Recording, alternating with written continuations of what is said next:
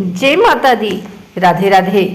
आइए सुनते हैं गुप्त नवरात्रि की 5वीं महाविद्या माँ छिन्नमस्ता की कथा। अपने जीवन में प्राणी 2-3 चीज़ों से परेशान रहता है। वह अहम को पालता है, इंद्रियों पर उसका नियंत्रण नहीं रहता, आत्मनिरीक्षण नहीं करता, आत्मनियंत्रण नहीं करता है। यही सब अवगुण जब एकाकार हो जाते हैं तो अपने जीवन में प्राणी 2-3 चीज़ों से परेशान रहता है।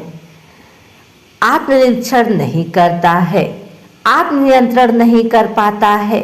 यही सब अवगुण जब एकाकार होते हैं जो एक ऐसे प्राणी का निर्माण होता है जिससे कोई भी अच्छा नहीं मानता।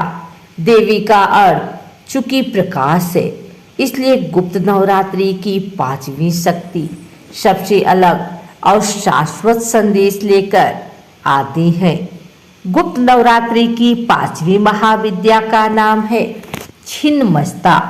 तांत्रिक और भयंकारी स्वरूप के कारण इन शक्ति की पूजा गृहस्थ नहीं करते हैं।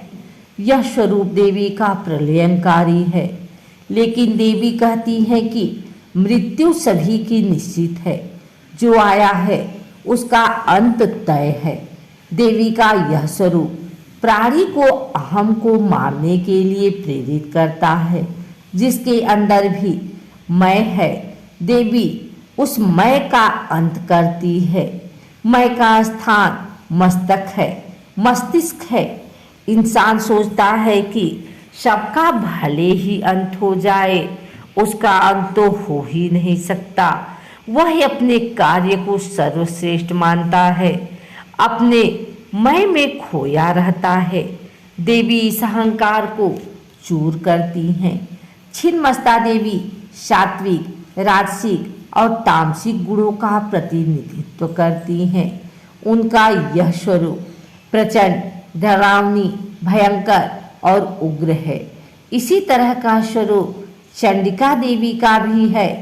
अंतर केवल इतना है कि चंडिका देवी की पूजा गृहस्थों के लिए वर्जित नहीं है, जबकि छिन्नमस्ता की कठिन साधना होने के कारण गृहस्थों को करने के लिए नहीं कहा जाता है।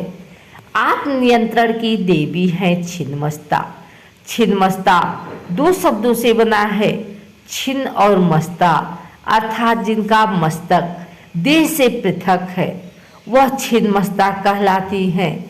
देवी अपने मस्तक को अपने ही हाथों से काटकर अपने हाथों में धारण करती हैं तथा प्रचंड चंडिका जैसे नामों से जानी जाती हैं।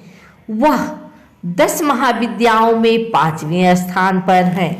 समस्त देवी देवताओं से देवी का यह स्वरूप सबसे पृथक है। उनके इस स्वरूप को देखकर असुर भयभीत होते हैं। देवी ब्रह्मांड को परिवर्तित करती हैं और उसको चलायमान करती हैं। वह सृजन और विनाश के रूप में है। देवी परम सत्य की ओर संकेत देती हैं। परम सत्य क्या है? निश्चित ही मृत्यु ही जीवन और परम सत्य है। इससे कोई इनकार नहीं कर सकता है। देवी छिन्नमस्ता की पूजा करने वाले को मृत्यु का भय नहीं रहता। उसकी समस्त इंद्रियां और कामेंद्रियां नियंत्रित रहती हैं। वासना यानी काम पर विजय पाने के लिए छिन्नमस्ता की आराधना श्रेष्ठ है। इनकी पूजा से आत्मनियंत्रण बढ़ता है, अनुचित इच्छाओं का दमन होता है, समस्त प्रकार के अहंकार को छिन्न छिन्न करती हैं। देवी छिन्नमस्ता उत्पत्ति या बुद्धि होने पर देवी भुवनेश्वरी का प्रादुर्भाव होता है तथा विनाश या ह्रास होने पर देवी छिन्नमस्ता का प्रादुर्भाव माना जाता है। उनका स्थान मणिपुर चक्र में है। कौन है देवी छिन्नमस्ता? छिन्नमस्ता छिन्न, मुंडा छिन्न, मुंडधरा, आरक्ता रक्त, नैना, वज्र, वराही, भैरव, क्रोध भैरव, भगवान नरसिंह का अवतार, कुल काली, दिशा उत्तरा, अवगुणों का छेदन, आत्म नियंत्रण, मृत्यु शाश्वत।